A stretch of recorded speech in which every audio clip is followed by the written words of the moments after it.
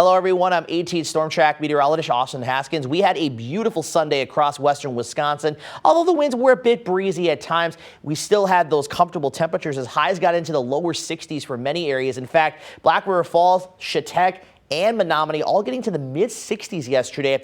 We had upper 50s over to the east. We got to 62 in Eau Claire, which is 10 degrees above our average for this time of the year. And we are in for another pleasant day across western Wisconsin, very similar to what we had yesterday.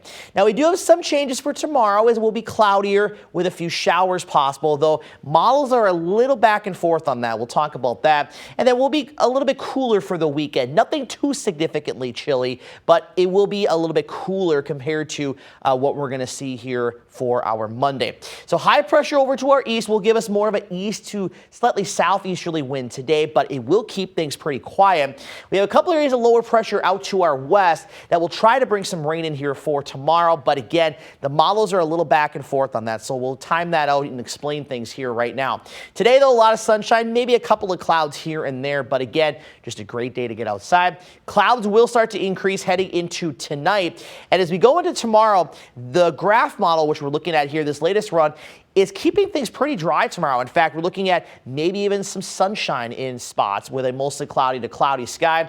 And then we'll clear things out Tuesday night into our Wednesday. And Wednesday looking to be a pretty nice day with a partly cloudy sky overall. Now, the HRRR model shows a completely different picture. Now, again, today, lots of sunshine, nothing really to talk about here. But as we get into this evening, here's 8:30. You can see the clouds increasing to the west. But look at this. You can see by just around midnight, you can start to see some rain approaching our far western hometowns, Osceola, New Richmond, down to Somerset, River Falls, Red Wing, Prescott areas. But then it actually moves further east into most of western Wisconsin into the day tomorrow. But once it gets over towards about Highway 27, Highway 73, it kind of stops and doesn't really go much further east than that. And then it kind of retrogrades back to the west as we go later into the evening on our Tuesday into the overnight hours heading into Wednesday morning. So the reason that the rain chances are a little back and forth is going to really come down to a couple of things, and we'll show it to you here. So that system to the west is going to move to the north. There's an area of low pressure south and west of Rapid City that will move through northern South Dakota into eastern North Dakota later today. That low will actually drift up to the north. The cold front's going to stay to the west, so the rain will stay to the west.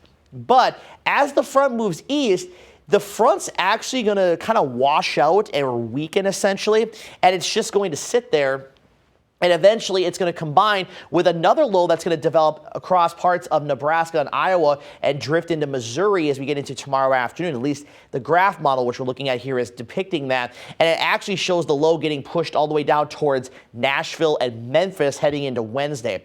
And if that solution is correct, that will push all of the rain and the clouds to the south.